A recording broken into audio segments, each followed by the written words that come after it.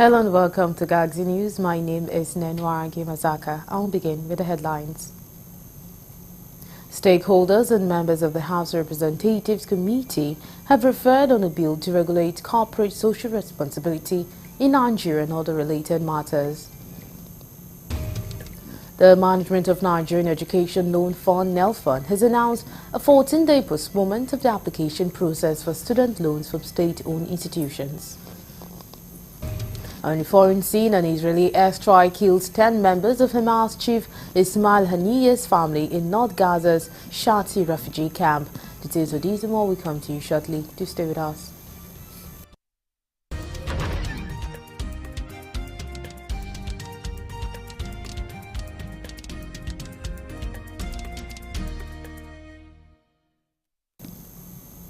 And now the news in full. Stakeholders and members of the House of Representatives Committee on Corporate Social Responsibility have deferred on a bill for an act to regulate corporate social responsibility in Nigeria and other related matters. Their divergent views came up during a public hearing on the bill on Tuesday in Abuja.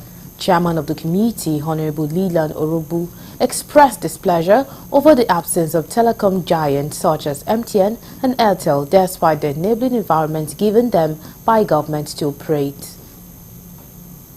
Meticulously crafted through extensive consultations with stakeholders, aims to address these concerns. It seeks to establish a clear definition of CSR. This will provide a common understanding of what constitutes responsible business conduct in the Nigerian context.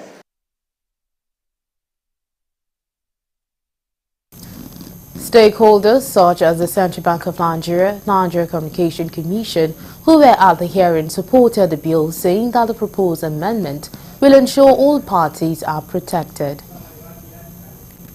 It's misplaced for non-compliance with CSR to be punishable by imprisonment. We believe this penalty is too stringent. More so, this raises concerns regarding its compatibility with constitutional rights and freedoms, particularly those safeguarding property and economic liberties of citizens. It will make the Nigerian market less competitive, unlike what is obtainable in countries like South Africa and Egypt. CSR is about the integration of social environmental concerns by businesses into their operations and should enhance socially responsible and sustainable business practices. The bill may not encourage any sustainable social programs by the corporations. And if I may give one other example with the telecom industry, the service providers or the people that are providing businesses in that sector are complaining about more than 38 tax heads. Earlier, the Speaker of the House of Representatives, who was represented by the House Majority Leader Honorable Julius Ihonvere, spelled out the essence of the proposed amendment to the bill while calling on all stakeholders to make useful contributions to the bill. To provide legal status and guidelines to corporate social responsibility for better coordination and regulation. The success of this legislative process is dependent on your response and contribution to this public hearing. Public hearing is part of our legislative process to engage the citizens in lawmaking, especially because the proposed law has impacts to make on the people. The bill, when passed, will make corporate bodies responsible to providing social amenities for communities where they operate.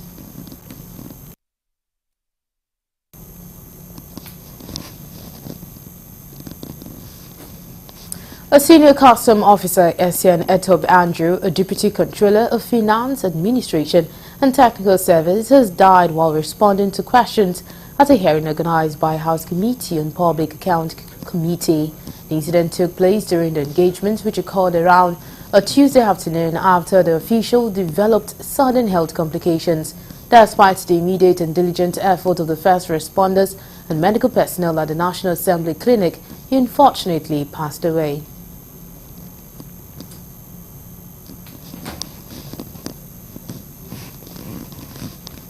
Meanwhile, the Nigeria Customs Service Area 2 Command on River State says it has generated a total revenue of over 200 billion naira as of the end of May 2024.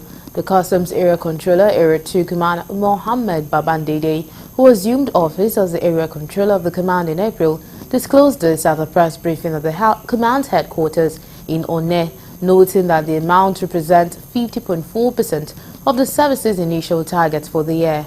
On the Command's success in the area of anti-smuggling activities, he revealed that 7 containers, including one bearing used electronics, were intercepted through intelligence.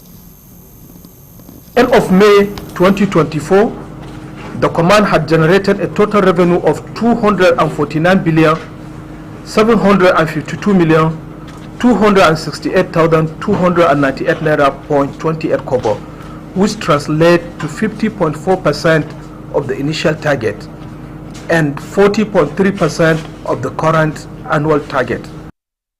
These items on display are as follows: 4 by 20 feet containers laden with bales of fabrics and lace, total 96 jumbo size with a duty paid value of 911,520,011 naira. Also seized, we have on display a seized container of used electronics which has turned to e-waste, as you are aware of the environmental implication.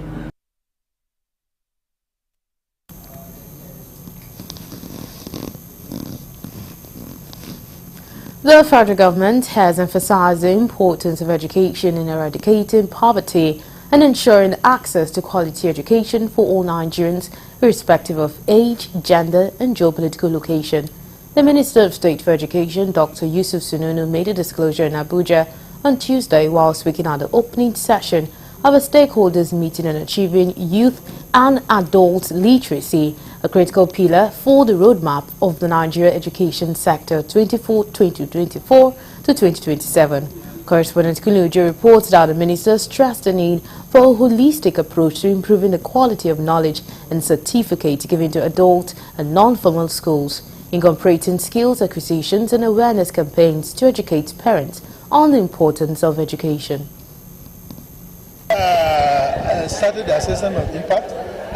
The roadmap is a product of an 8-point agenda of Mr. President, national policy on education, the gap we identified when we came to the ministry, and the input from major stakeholders.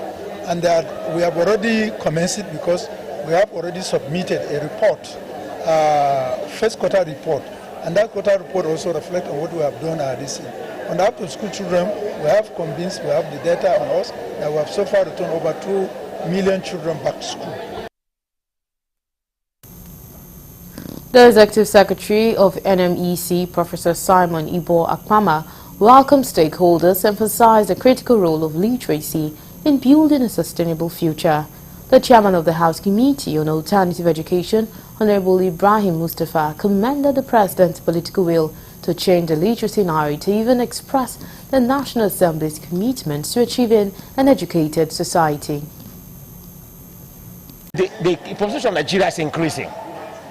And because of this increasing population of the country, that's why the literacy is also increasing. Other factor is that most private individuals, organizations are not supporting government enough. And with the essence of this meeting, we are calling on all stakeholders, international partners to support government. Government alone cannot fund education. However, we are faced with the daunting challenges of low literacy and illiteracy rate among our children, youth and adults, and the paucity of funds to tackle the menace. Together between the above, Nigeria is estimated to have about 15 million out-of-school children. In the same way, only 25% of the children in the same age group are proficient in reading and numeracy, while 35 million children cannot read or write.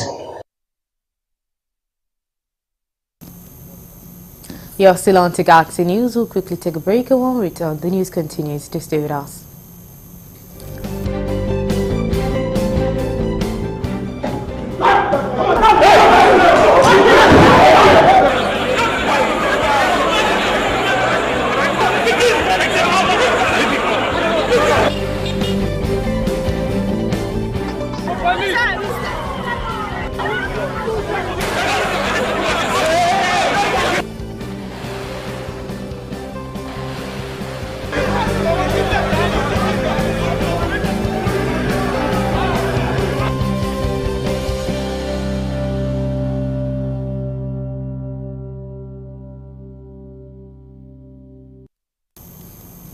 I'm glad to have you back. Now, for more updates and latest news, please visit our website www.galaxytvonline.com.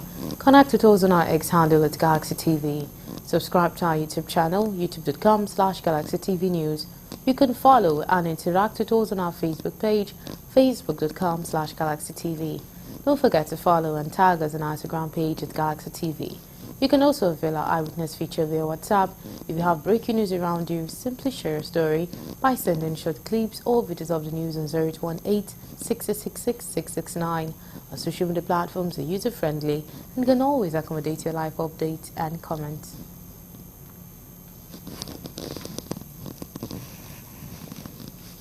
The management of Nigerian Education Loan Fund, NELFON, has announced a 14-day postponement of the application process for student loans from state-owned tertiary institutions due to low data submissions. NELFON's head of media and public relations, Nasir Ayitogo, said the decision was necessitated by the failure of several state-owned institutions to upload the required students' data and fees information to the NELFON students' verification system. According to him, only a limited number of state-owned institutions had successfully completed the data submission. These include 20 state universities out of 48, 12 state colleges out of 45, and 2 state polytechnics out of 40. While NELFON acknowledged the effort of the state-owned institutions, to add that the failure to submit data from the remaining state institutions poses significant challenges towards ensuring a seamless and accurate verification process for student loan applicants.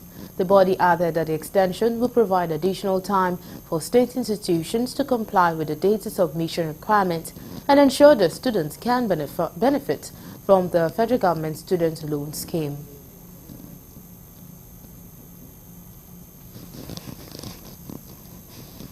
And still on education, the National Association of Nigeria Colleges of Education has commended President Bola Tinubu for revitalizing the education sector, which has led to significant improvement in the sector over the past 1 year.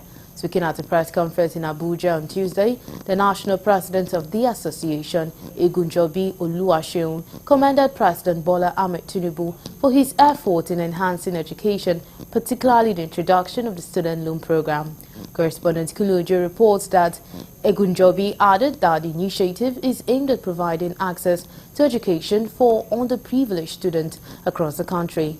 The body, however, charged the government to remain focused and ensure proper implementation of its policies of the development of the education sector. Additionally, the body commended the launching of Student Land Project, noting that the initiative promotes financial inclusion and empowers young individuals. A sincere commendation to President Bola Ahmed Tinubu, GCFR, for towing the path of honor by laying good foundation geared toward improving the Nigerian state of education within his 1 year in office as the head of the country's government, especially the introduction of the student loan, which will in turn give room for the children of downtrodden to access education.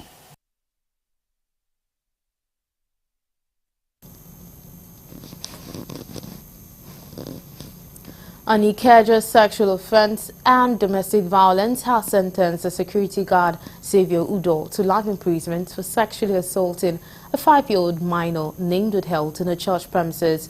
Justice Ramanushodi sentenced Udo to lifetime jail on the sole charge of sexual assault by penetration preferred against him by the Lagos state government.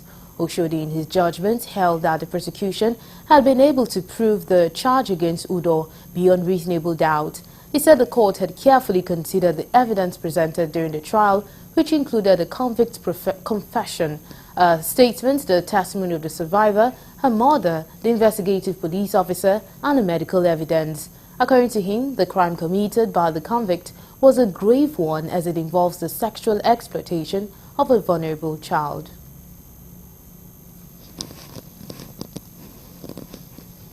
Community leaders and law enforcement agents drawn from the Nigeria Police Force, Nigeria Security and Civil Defense Corps and the Western Nigeria Security Network Agency, codenamed Operation Amotekun, has resolved that perpetrators of female genital mutilation in communities in Osun State will be prosecuted henceforth. This was the thrust of a consensus building with law enforcement agencies and community leaders to sensitize them on their roles in reporting and prosecuting perpetrators of the harmful practice. During the event held at Ido Osun Town Hall, law enforcement agents were enlightened to violence against persons prohibition law, which has penalties for FGM offenders. So the consensus building that was organized at Egbedore local government area today was organized for the community leaders and law enforcement agents. This is just to create synergy between them, enlightening them on the laws and punishments, the penalties that are available for perpetrators of female genital mutilation. This is like the third stage of the project, because we started with advocacy, followed by dialogue, and here we are with the consensus building just for the community leaders and law enforcement agents. The female genital mutilation is a practice that is archaic, unhealthy, and totally unacceptable. And at this time, we must find a way to sustainably end the practice. And we must appreciate the effort of the UNFPA in finding a lasting solution to the scourge of cutting our daughters.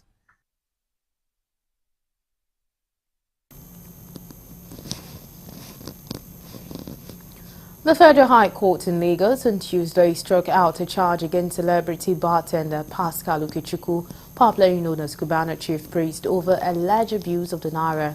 Justice Kainde Ogundare struck out the charge following the adoption of terms of settlement between parties to the suit. The Economic and Financial Crimes Commission, EFCC, had on April 17 arraigned Okechukwu on a 3-count charge of allegedly spraying and tampering with a Naira note during a social event at Echo Hotel in Lagos. He had pleaded not guilty to the charge and was granted bail in the sum of 10 million naira.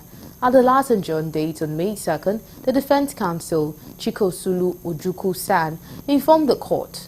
Ojukwu noted that the parties were exploring settlement and had applied that the matter be settled in pursuant to the provisions of Section 14, subsection 2 of the EFCC Act. Following the position, he applied for a withdrawal of a preliminary objection filed by defense, and since there was no objection from the prosecution, the court granted same. The court consequently adjourned the case until June 5th for a report of settlement.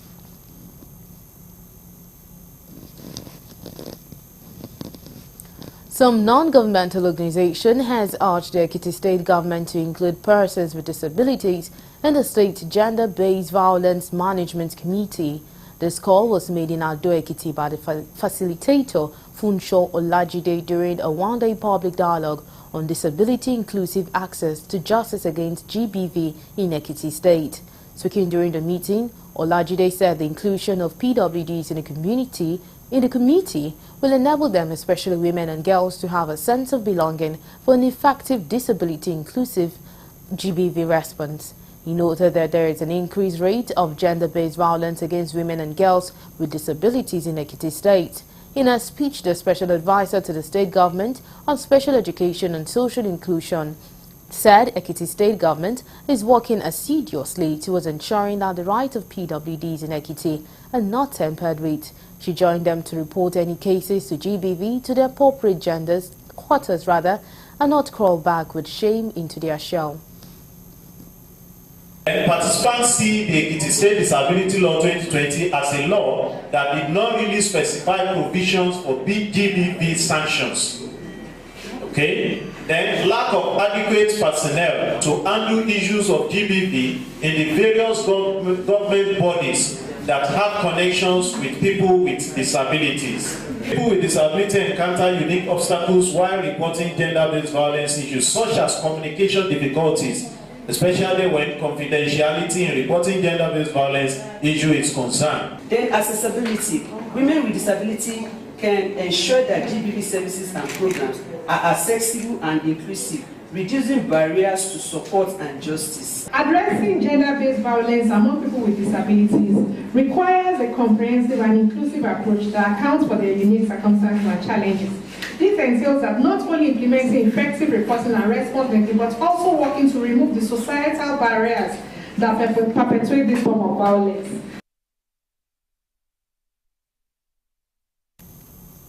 And I'll move over to the foreign desk for more news.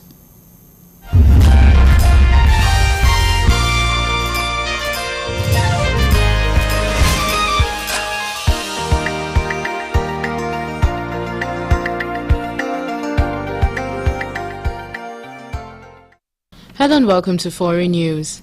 An Israeli airstrike has killed 10 members of Hamas chief Ismail Haniyeh family in northern Gaza's Shati refugee camp, according to the Palestinian group and the Enclave Civil Defense Agency. Confirming the attack on the Haniyeh family and the number of the dead, Hamas said that it held the administration of U.S. President Joe Biden responsible for the continuation of the war of extermination against the Palestinian people in the Gaza Strip. It said the United States was continuing to give Israel political and military cover and time to accomplish the task of destruction and extermination in the Strip. Mahmoud Basal, a spokesman for the Civil Defense Agency, told newsmen that the Tuesday morning attack targeted the Haniyeh family home in Shati. The Israeli military said 2 buildings were targeted overnight in Shati and Daraj Tufa, claiming that fighters who had been involved in the October 7 attack on Israel ahead of the current conflict were hiding inside. A statement posted on social media did not mention striking the Haniyeh family home. In April, an Israeli airstrike in central Gaza killed 3 sons and 4 grandchildren of Haniyeh, with the military accusing them of terrorist activities.